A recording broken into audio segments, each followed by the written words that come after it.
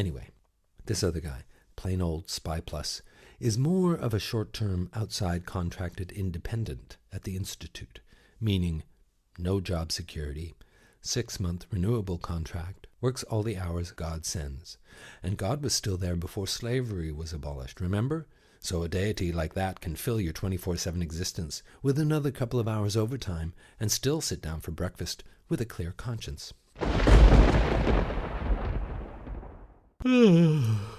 What's for breakfast this morning, dear? Muesli and fruit.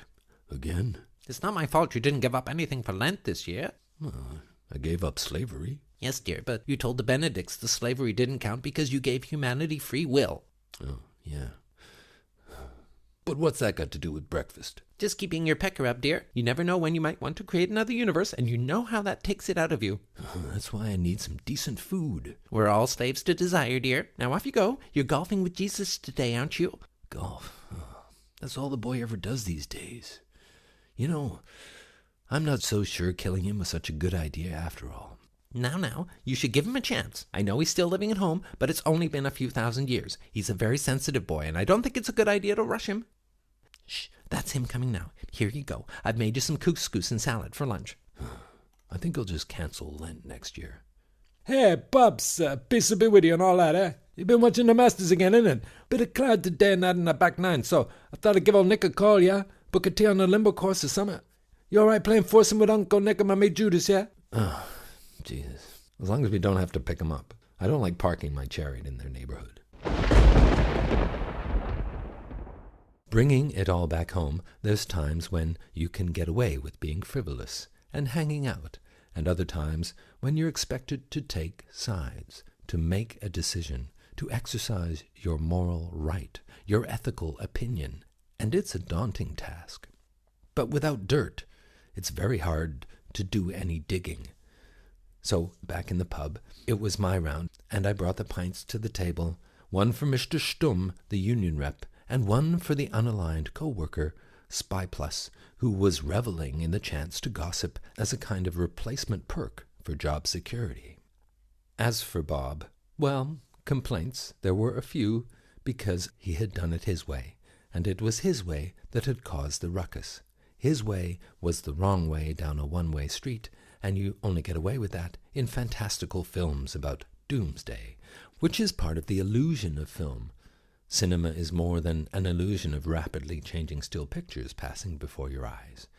The greater illusion of film is that one or two cigar-chomping psychopaths can take on the resources of the entire planet, throwing our civilization as we know it onto the scrap heap of sequels and TV spin-offs and computer game tie-ins, in short, threatening the existence of life as we know it. Only in the world of entertainment are these physical elements of state control portrayed as nothing more than silent extras in an Austin Powers movie. Oh, matron.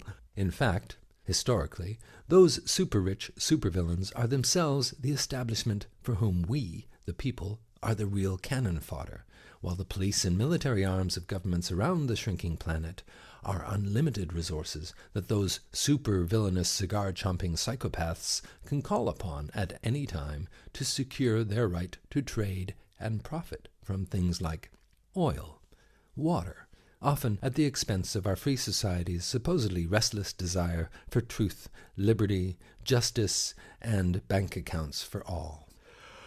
I'll tell you. Don't get me started. Anyway, with the pints loosening the lips, my outside insider came back with some Spy Plus knowledge. How there was this big settlement in the kickoff. How it was all just a matter of time. And even while listening, I wondered at the detached sense of satisfaction I had in not having to give a toss what happened really. So I was all ears. What had he done? Murder?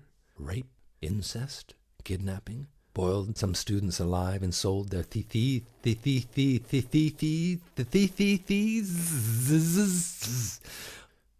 too many sickies? What? But no, the information was still incomplete. There was only 2 sides of an A4 sheet to go on, and the budget projections looked like they'd been drawn up on the back of a crisp packet, which, if you've ever tried, is actually quite hard to write on, with a biro, anyway.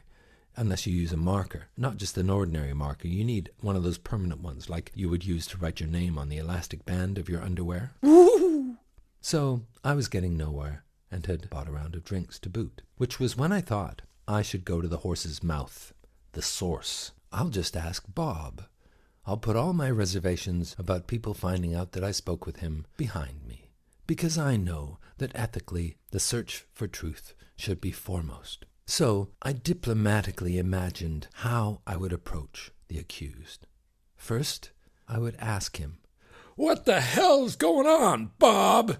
Thinking I should go in hard, you know. "What have you done, Bob?" See? Then I got into that mafia-style good cop, bad cop thing. Bubba. What am I going to do with you, huh? What the bugging, Bob? You looking at me?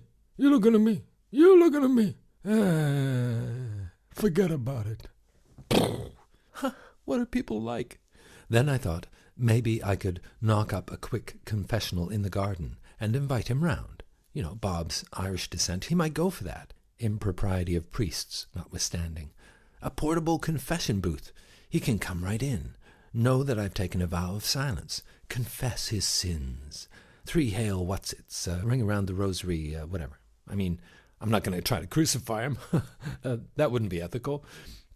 No, I would be the consummate interrogator. No problem, Bob. Take as long as you like. Can I get you anything? No, Bob. I'm sorry. I am not allowed to remove the rope or the tape around your mouth. Say, would you like to watch a movie? Yeah? Here's one I like. It's called How to Get the Most Out of Your Waterboarding Technique. Huh? No? Oh, well. How about this one? Making sleep deprivation work for you. No? Oh. Here's one for the whole family. Threatening to torture relatives and friends?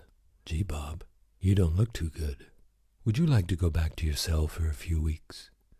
The point is that no matter what I might want to try to do, as much as I want to help him, it's actually me I'm wanting to help, me that wants to know, me even hopes for failure more than success. And that's disquieting. It means I can't completely trust myself to do the right thing at any given time. So what I need to remember is that to even get close to being ethical, I have to try to imagine not being me. I have to put myself in someone else's shoes, because from where I'm standing, I can only hope that someone else would do the same if they were to put themselves in mine. At which point, they could easily find themselves saying, "My name is Mac Dunlop, and thanks for listening. Bye for now."